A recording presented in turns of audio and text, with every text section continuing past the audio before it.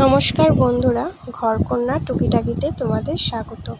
আজকে প্রায় 11টা নাগাদ ব্লগটা শুরু করলাম। এই যে দেখছো এখানে বাটিতে বাটিতে সব তরকারি বাড়া। এই যে বড়মশাইকে অফিস যাবে, কাজে বেরোবে, আর এই যে এগুলো তো সব চিৎপটাং হয়ে ঘুমিয়ে আছে। সারা রাত চিৎকার করবে আর সারা দিন ঘুমাবে। তো ওকে বললাম তুমি একটু নিয়ে নিয়ে খেয়ে নাও। এমনিতে ও সব কিছু নিজে বেড়ে খেয়ে নেয়। আবার দেখছি আমি কি করছি, সব কিছু নিজে বেড়ে খায়, ওর কোনো ঝামেলা নেই, একটু সামনে এগিয়ে দিলেই হবে। ওকে ওদিকে খেতে দিয়ে আমি এদিকে রান্নাবাড়ি হয়ে গেছে বলে গ্যাসটা পরিষ্কার করতে এলাম। আজকে সেরকম রান্না ছিল না, শুধু একটা মাছের তরকারি আর ভাত করেছি। আর কালকে সব শাক আর পটল আলুর তরকারি সবই আছে, সেই জন্য আর বললো বেশি কিছু করতে হবে না, গরমে রান্না, ওই টুকটাক রান্না সেরে নাও। আমি এদিকে গ্যাস ট্যাস পরিষ্কার করবো, তারপরে আমার আরও অনেক কাজ আছে, সেগুলোও করতে হবে। তো ও না খেলে আমি আবার খাই না বলা ভুল, কারণ হচ্ছে ওই বারবার 14টা থালা নামিয়ে মাজতে খুব আলিস্যি লাগে। একেতেই অনেক বাসন পড়ে যায়, তো তাই আর ভালো লাগে না। তখন ওকে বলি যে তুমি খেয়ে নাও, তুমি যতটা খাবা খাও। আর ও কী বলো তো, ও না খাওয়ার পরে সে আমি অন্য থালা খেলেও কি আর না খেলেও কি, সে নিজের থালাতে এক কোনায় একটুখানি ভাত রেখে দেবে। সেই জন্য আমি বলি তাহলে আবার দুটো থালা বেড়ে কী করবো, ওই থালাতেই আমি আরেকটু ভাত নিয়ে পরে খেয়ে নিই।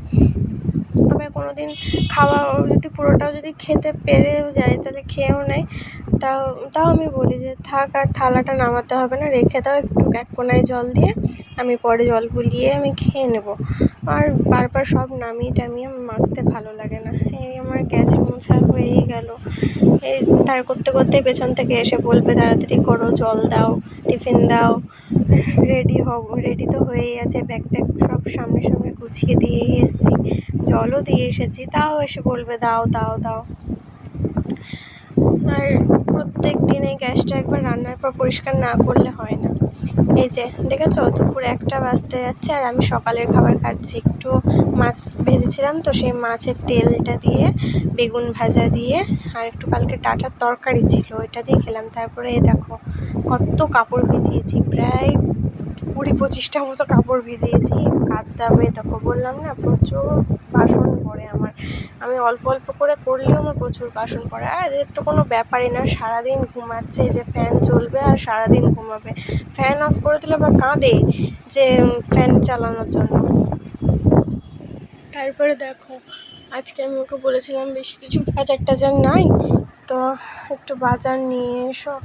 এই যে কী অল্প অল্প বাজার নিয়ে এসছে। আমি বলেছিলাম অল্পই নিয়ে আসতে, বেশি নিয়ে আসলে আবার ফ্রিজে জায়গা হয় না, কারণ এখন গরমকাল তো সব খাবার দাবার ফ্রিজে থাকে, সেই জন্য সবজি রাখতে গেলে তখন অসুবিধা হয়। ওই জন্য বলি অল্প অল্প করে গরমকালের বাজারটা অল্পই করবা।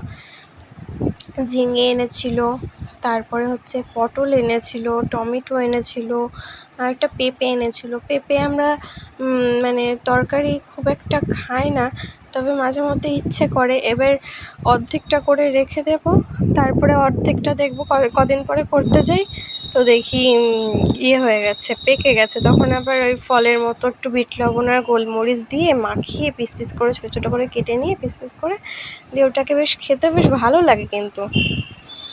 আর এই টুকটুক করে কোথা থেকে প্যাকেট জোগাড় করছি বলো তো, কারণ এই প্রচুর প্যাকেট জমে যায় বাড়িতে।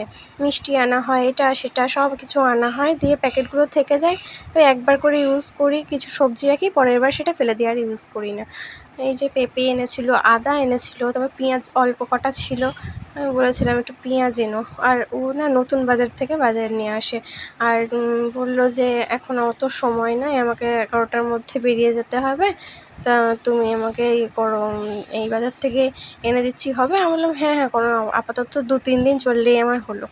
আর অনেককে দেখেছি প্লাস্টিকের মানে ক্যারি প্যাকেটে লঙ্কা রাখে, তো আমিও প্রথমে রাখতাম, কিন্তু হচ্ছে পচে যায়, কেমন একটা জলকাটা তারপর কালো হয়ে যায়, কেমন একটা হয়ে যায়। সেজন্য আমি কন্টেনারগুলো তো সেরকম ইউজও হয় না, কাউকে দেওয়াও হয় না, এই কন্টেনারগুলোতে রাখি। দেখি বেশ অনেক দিন, প্রায় 1 মাসও যদি আমি রেখে দিই ভালো মতো ফ্রিজ অন করে, তো বেশ থেকে যায়, কোনো কিছু নষ্ট হয় না, এয়ারটাইট কন্টেনার তো কোনো অসুবিধা হয় না। এই বোঁটাগুলোকে ছাড়িয়ে রেখে দিই। অনেকে আবার বোঁটা সমেত দেখেছিলাম কন্টেনারে রাখতো, কিন্তু বোঁটা সমেত রাখতো বলে পচে যেত। তো আমি সেই সব দেখে দেখে নিজে অ্যাপ্লাই করে করে বোঁটা ছাড়িয়ে সব কিছু, টমেটোও তাই, টমেটো যদি আনা হয়, টমেটোর যদি বোঁটা থাকে মাথাতে, তো সেটা ভেঙে ফেলে দিয়ে রাখলে অনেক দিন থাকবে। তারপরে ওই যে প্রচুর কাপড় কেচেছিলাম, আর আজকে এবারে বিশাল ফাটানো রোদ উঠেছিল, আর যতবার আমি ছাদে যাব ততবার যাবে। ক্লিপ নিতে যাচ্ছিল, দিয়েছি তারা, এই কাপড়ের ক্লিপগুলোকে সব নিয়ে যাবে, দিয়ে এক কোনায় গিয়ে জড়ো করবে। তারা মেরেছি, ওকে পালিয়ে গেছে, আবার একটু পরে ঘুরে আসবে দেখো। তারপরে এক এক করে সব জামাকাপড়গুলো মেলতে লাগলাম। তা ভাবছি এদিকে মেলবো না ওদিকে মেলবো, ওদিকে মেলবো না এদিকে মেলবো, এই করতে করতে দেখছি ছোটো জিনিসগুলো, এই আমাদের তারটা একটু কোনাকুনি টাইপের, মানে ওই যে রডটা দেখছো না নড়ছে, ওইখান থেকে ওই পাঁচিলের ধার পর্যন্ত, তো সেই কারণে ওই কোনাকুনি করে তার বলে ওই ছোটো জিনিসগুলো নিচু জায়গাতে দিই, আর উপরে বড় বড় জিনিসগুলো যেমন চাদর, তারপরে ঘরে পরা জামা কাপড়, একটু বড় লেগিংস বা জিন্স যা হয়, যেটা লম্বা বা বড় জিনিস সেটা ওই রডটার সাইডে থাকে, আর যেগুলো ছোট ছোট জিনিস, এই পিলো কভার, ছোটো ছোটো কাপড়, সেগুলো এই ধরো গ্যাস মুছি, তো তারপরে টুকটাক ঘরের অনেক কিছু মোছামুছি, সে কাপড়গুলো কাচা হয় সেই সাইড। ছোটো জিনিসগুলো মেন কথা এক সাইডে থাকে, বড় জিনিসগুলো এক সাইডে। আমাদের তারটা পুরো বেঁকা টাইপের।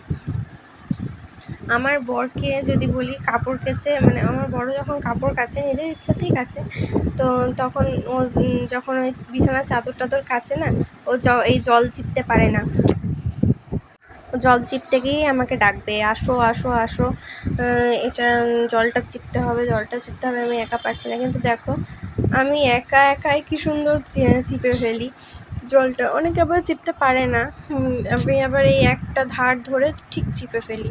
এই যে চাদরটা বড় তো তাই এই কোণাতে দিলাম। আর আমার গরমে অবস্থা তো একদম খারাপ, এত রোদ এত রোদ। আজকে আমার এই কাপড় কেচে সব কিছু করতে অনেক বেলা হয়ে গেছে। এই কাপড় কাচলাম তখন প্রায় 2:30, এমনিতে তো খেলাম একটার সময়, তারপরে ঘর গুছালাম, ঘর এলোমেলো হয়ে যায় তো এদিক ওদিক। আর আমার বর একটা জিনিস সুস্থভাবে ঠিক জায়গায় রাখবে না, এক জায়গা থেকে নিবে আর এক জায়গাতে রাখবে, আর এক জায়গা থেকে নেবে তার অন্য জায়গার জিনিসও জায়গাতে রাখবেই না, কোনো মতেই না, 1000 দিন বললেও রাখবে না।